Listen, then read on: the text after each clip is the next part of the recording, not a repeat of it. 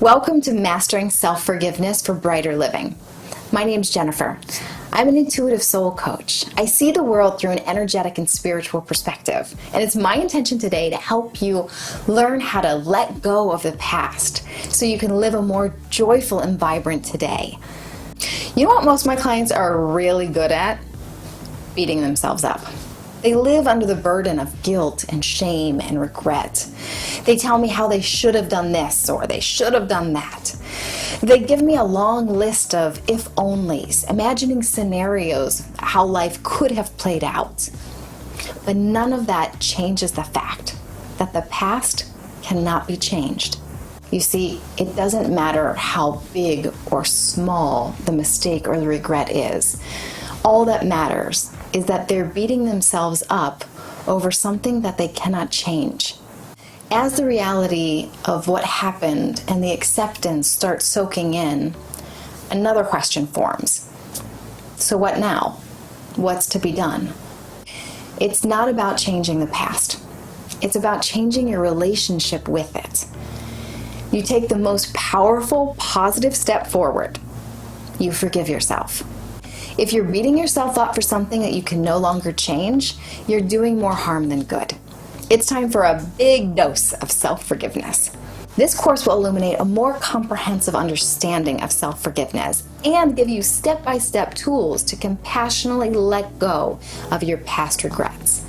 By the end of this course, you will be feeling much more joyful and vibrant and living more fully in the present moment. Okay, ready? Let's get started.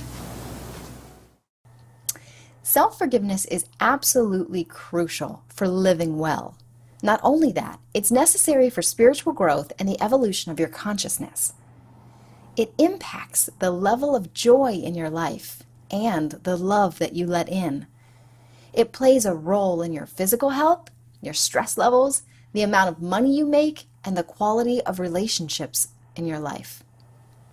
Many people don't understand self-forgiveness and why it's so important. Without understanding its importance, they are stuck believing that feeling guilty, shameful, and beating themselves up is a normal way of being. Please hear me when I say, or shout very loudly, it is not healthy nor beneficial to live with guilt or shame.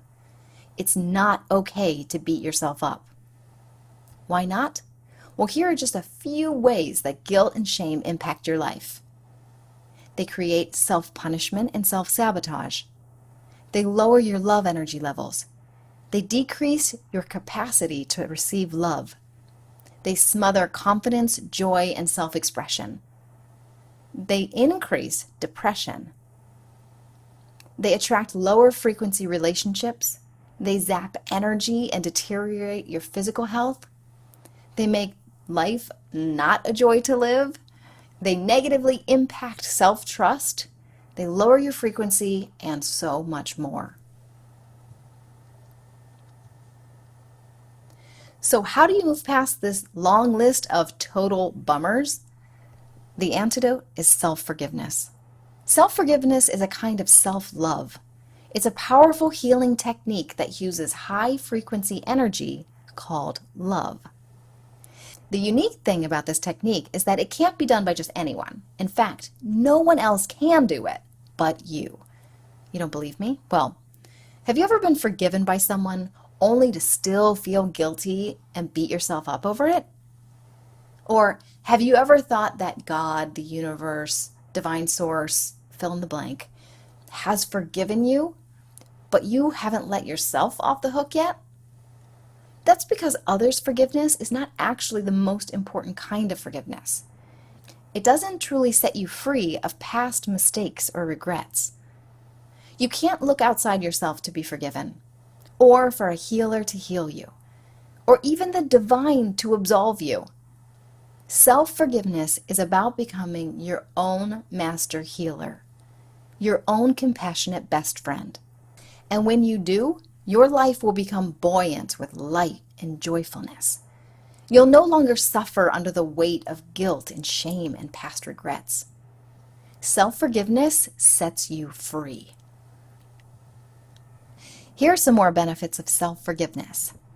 Increased love energy levels and joyfulness. You are able to live more in the present moment. You have freedom from guilt and shame, self-confidence and healthy humility, an increased ability to forgive others. You find more humor in life. Your connection with the divine is strengthened.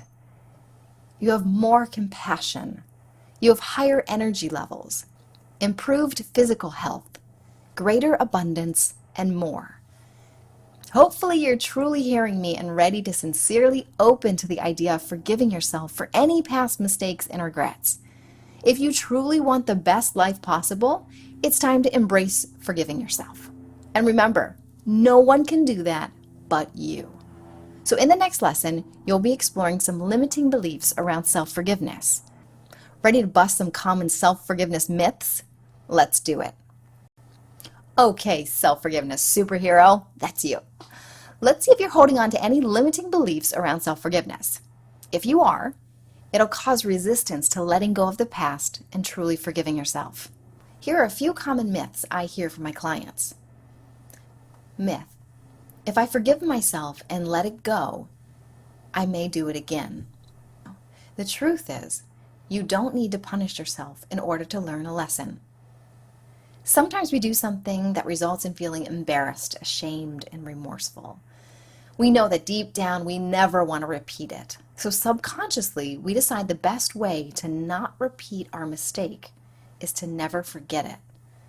We hold on to it and continue to beat ourselves up as a reminder to do or be better in the future. However, self-punishment isn't the answer. We don't need the rehashed suffering in order to learn the lesson. We know how we want to live and act, especially after a painful lesson. So it's time to start trusting ourselves to do it. Myth: self-forgiveness is narcissistic and unnecessary. The truth is that self-forgiveness utilizes high-frequency energy to unlock suffering. When you get out from under the weight of dense emotions, your frequency rises. As a result, you naturally elevate everyone around you. Self-forgiveness isn't just saying the words, "I'm sorry, okay, I forgive you." When it's done right, it utilizes powerful high-frequency energy. True healing lifts you out of the past and plops you in the present moment, right where you're supposed to be. It's only here and now that you can authentically be present for others. It's only through the process of self-forgiveness that you learn true compassion and can help others. And it's only by letting go of low-frequency, dense emotions that you can truly be an uplifting beacon of light for those you love. Self-forgiveness is hugely important and necessary for yourself and all of those around you. Myth: if the person I hurt can't forgive me, then I can't forgive myself either. The truth is that your evolution doesn't hinge on someone else's journey. We all hope that others can forgive us. However, that doesn't always happen. Being forgiven by others is not a reflection of our missteps, but of their personal journey. They may have unhealed traumas in their past that block their capacity to forgive. Or they may be working on compassion in their personal evolution and they're just not there yet. So if you choose to wait until you're forgiven by others to finally forgive yourself, you're handing over your power and putting the brakes on your personal evolution. Ultimately, making that choice doesn't help anyone. Myth: I don't deserve self-forgiveness. The truth is that you absolutely deserve love, compassion, acceptance, and forgiveness, no matter what. There is nothing that is unforgivable. You are human, and you are capable of anything, including missteps. All missteps, big and small, are forgivable. Your very essence is love energy. You are goodness at your very core. There's absolutely nothing you can do or say to change your inherent radiant light. You are worthy of love and forgiveness. We'll get more into accepting your humanity in Lesson 3. Myth. Beating myself up makes me be better and stronger. The truth is that beating yourself up can help you survive, but it can't make you thrive. Sure, being your own inner drill sergeant pushes you harder, further, faster. But does it allow you to really enjoy life? Do you ever get to just stop and truly feel happy? What about feeling fulfilled and at peace with yourself? Feeling fulfilled and joyful and peaceful, that is really thriving. In order to do that, you need to compassionately let go of the past, which you cannot change, and be grateful in the present moment. You need, you guessed it, self-forgiveness. Take a few minutes to really reflect on these self-forgiveness myths. Check in with yourself. Do you feel any resistance to forgiving yourself for the small things? How about for the big things? Grab your journal and do some free writing. Allow your thoughts and fears to just spill out onto the page. Allow any emotions to surface. Don't judge yourself. Just compassionately witness whatever comes up.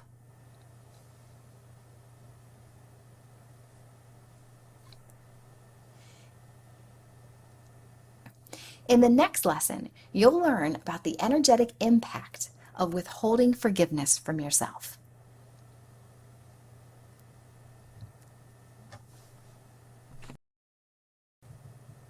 All right, way to bust those self-forgiveness myths in Lesson 2. Keep up the awesomeness. So now that you know the benefits of forgiving yourself, and you know the limiting beliefs that keep you from it, now it's time to understand the energetic impact of withholding forgiveness from yourself. Bet you never really think about that, do you? When you deny yourself forgiveness, you are withholding love from yourself. And let's face it, when is withholding love ever a good thing? Withholding love is one of the most painful, unnatural, unspiritual things you can do. Withholding love is never the answer. When you withhold love from yourself, you are actively and energetically punishing yourself. Yep, the opposite of self-forgiveness is self-punishment. Take a moment to just imagine a 6-year-old doing the most horrendous thing you could think of. Now, imagine how you deal with that. Would you withhold love from them? Would you say, you did a terrible thing, so you don't deserve love anymore? I bet you'd be angry, upset, and maybe even disappointed. But the love underneath, it doesn't simply vanish, does it? It's still there. You would find compassion and love in your heart to comfort them. You would forgive them. Once you've set aside your anger and disappointment, you would find compassion and love in your heart to comfort them. You would compassionately and lovingly forgive them, and you would let them know that even at their worst, you still love them. So why are you not doing the same for yourself? If you're thinking, because I'm not 6 years old and I should have known better, yeah, no dice. That one doesn't hold any water.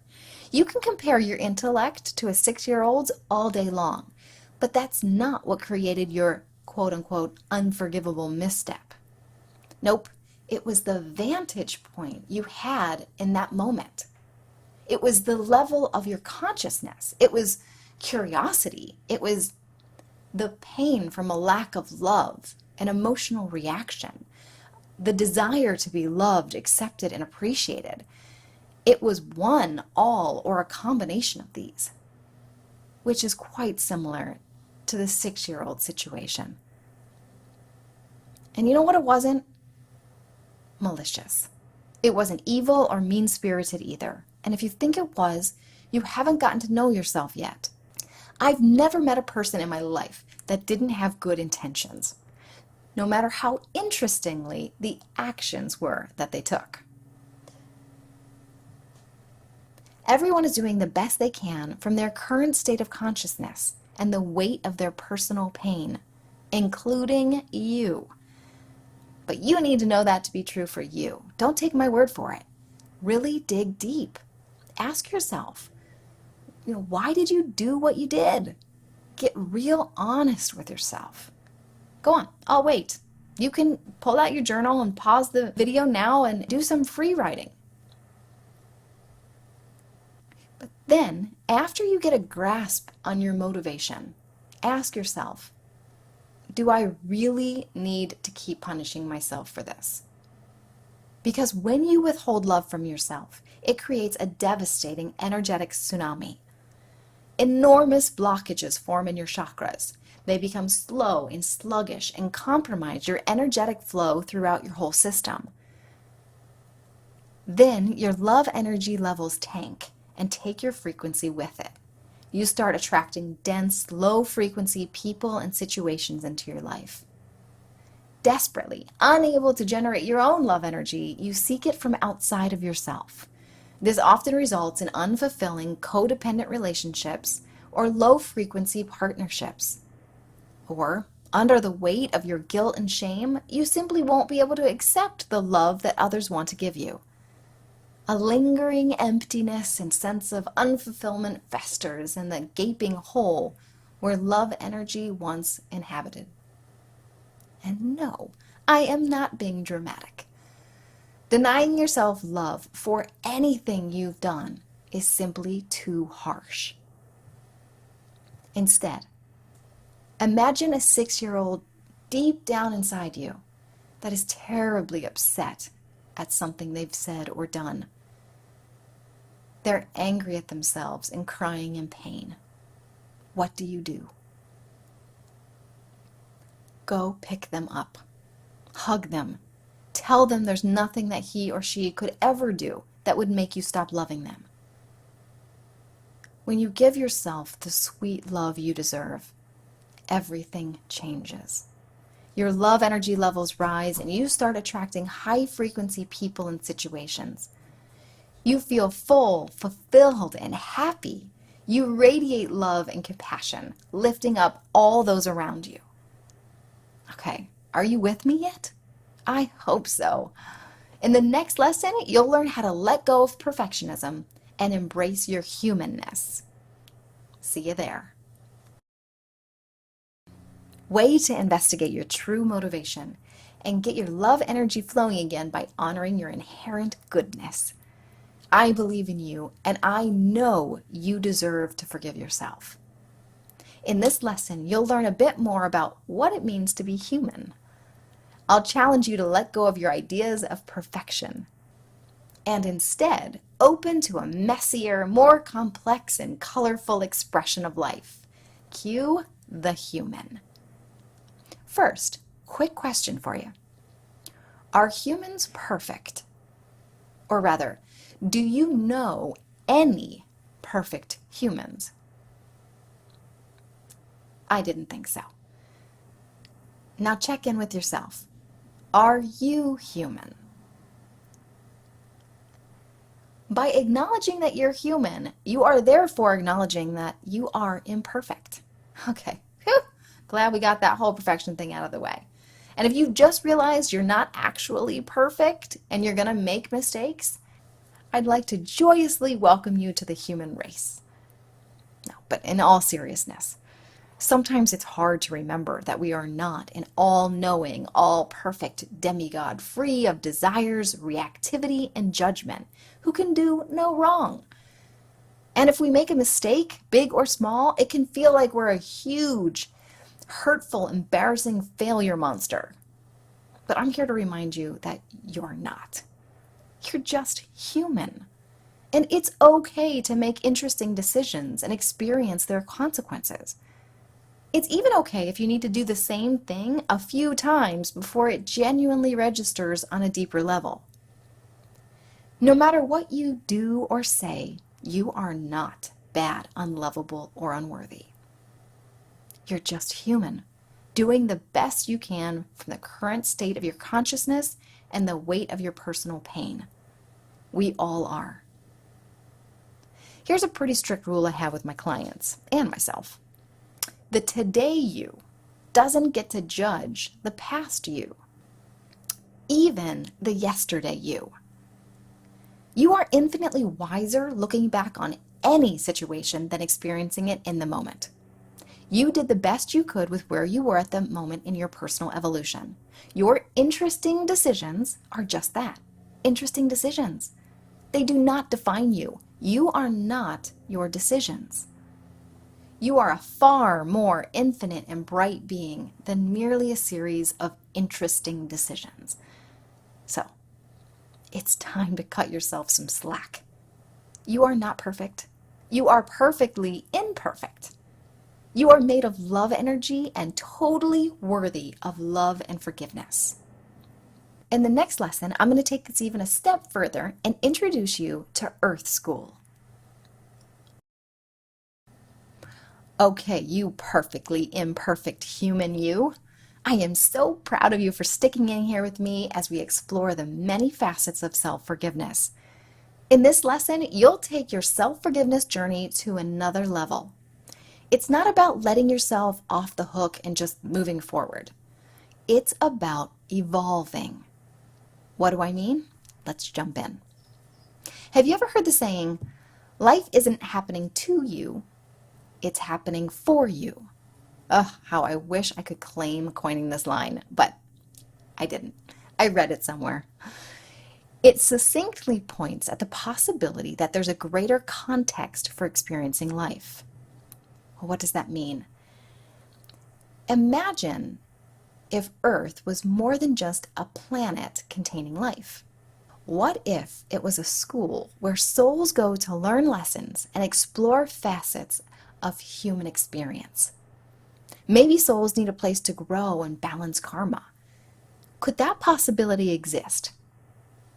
This concept is what I commonly refer to as Earth School. Life and the situations in which you find yourself are not just by chance. They are aligned with your soul's lessons. In Earth School, there are a ton of different classrooms, including compassion, patience, self-control, gratitude, kindness, empowerment, power, boundaries, and you guessed it, forgiveness. Additionally, there are different levels for each classroom.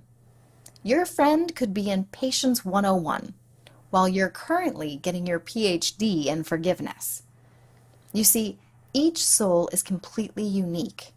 Each has their own specific curriculum for learning and growing this lifetime, which also happens to mean that no two souls can ever be accurately compared to each other.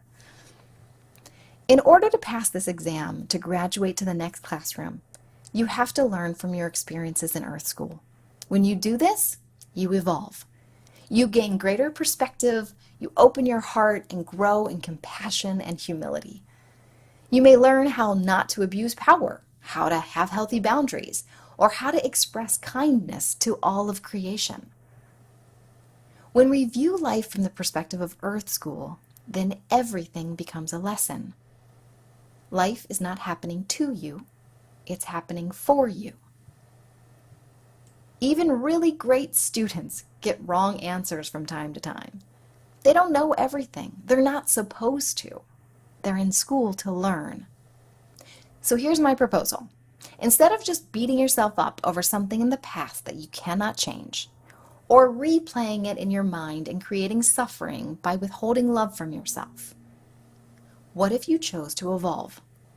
What if you looked at this regret or mistake as an opportunity to learn and grow? Here's what I can promise you. That action or situation that created guilt, remorse, shame, grief, or embarrassment, that was not for nothing. If you think it was, you just haven't explored deep enough. Go grab your journal and answer the following questions. Number 1, list at least 5 things that you've learned from this regret or mistake. Number 2, how will this experience make you better, stronger, or wiser in the future? Number 3, did it help you open your heart or grow compassion? Number 4, what will you do differently in the future because of this experience? Pull out your journal and pause the video now and do some free writing. Great job diving in. Perhaps this misstep was more valuable than you realized. Maybe it even propelled your evolution. You may take a moment at some point today to have a conversation with your angels and guides. Tell them what you've learned and thank them for their love and support. So now let me ask you, if you are a perfectly imperfect human in Earth School here to learn lessons, which you just did, is it really necessary or beneficial to keep beating yourself up over something in the past that you cannot change? Just something to chew on as we move on to the next lesson, where you'll learn more about taking appropriate action. Don't stop now. You've got this. I am right here cheering you on. You deserve the sweet love and forgiveness you so generously give to others. A lot of what we've covered so far really chips away at your mental body or the beliefs preventing you from forgiving yourself. But for true and complete self-forgiveness, a holistic approach is best. In the next lesson, we will address the emotional side of self-forgiveness. But first, there may also be a physical world action that needs to take place. This is especially true if what you're struggling to forgive yourself for involves harming another person. An invisible and elusive block to self-forgiveness is avoiding responsibility. We may not want to admit to others that we were wrong. It may be too painful and overwhelming to apologize. And in some cases, apologizing in the physical realm may no longer be possible. We'll address this in the soul plane apology lesson coming up. This is Earth School, and you're going to make mistakes. It's important for you to take responsibility for your humanness. It can be exceedingly challenging to admit when we're wrong, but this is a crucial step on your path to self-forgiveness. Subconsciously, your ability to forgive yourself may hinge on your integrity and taking responsibility for your actions. You may have already apologized to someone and sought to make it right, so if so, well done you. Just hang tight while we get everyone else on board. Courageously take a moment to ask yourself, do I need to apologize to someone? And is there something I need to do to bring harmony to this situation?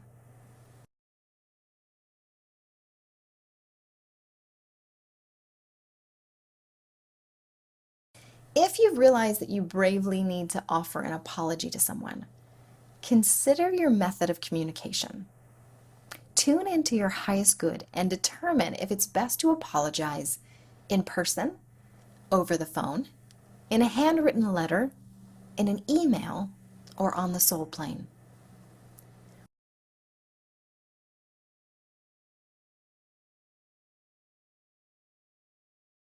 Here are a few helpful pointers to get you started on this apology. Take full responsibility for your part. Hurtful situations aren't always one-sided. They may have done things to hurt you as well, but this is not a time to get that acknowledgement. This is about you growing in integrity and owning up to your missteps. Release all expectations for forgiveness or counter apologies. You may be in the forgiving spirit, but they may not be. They may be surprised by your outreach and unsure what to say. They still may be angry or hurting and not ready to forgive, and that's okay. Allow them their personal journey. This is not about getting forgiveness. It's about you owning your missteps and expressing your remorse. Tell them what you've learned from this experience. Even the most challenging relationships and situations inspire evolution. Let them know how they've helped you grow and what you've learned. Have you become a better person because of them? What will you do differently in the future? Be sincere. Take a few minutes before you reach out to get centered in your heart. Avoid arguing, raising your voice, and dismissing their pain. They may have an entirely different perspective and Earth School lesson than you. Simply, kindly offer your apology. Admitting you're wrong is no easy task, but through it, you will grow self-respect and inner strength. You can be proud of yourself for courageously taking responsibility for your actions and communicating your remorse.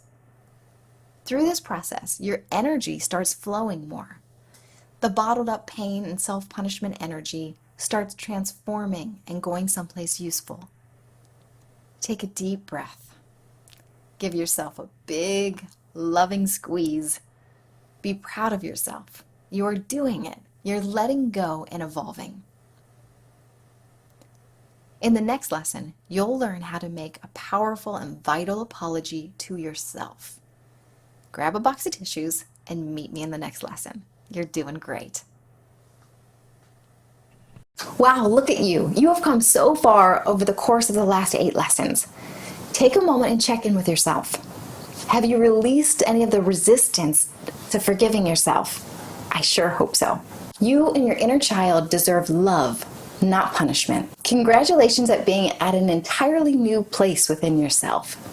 For more tools on self-love, setting healthy boundaries, discovering your authentic self, or improving your lightworking skills, check out our website at illuminatedspace.com. And don't forget, you have access to this course for the rest of your life. So come back and use it time and again as a tool on your self-forgiveness journey.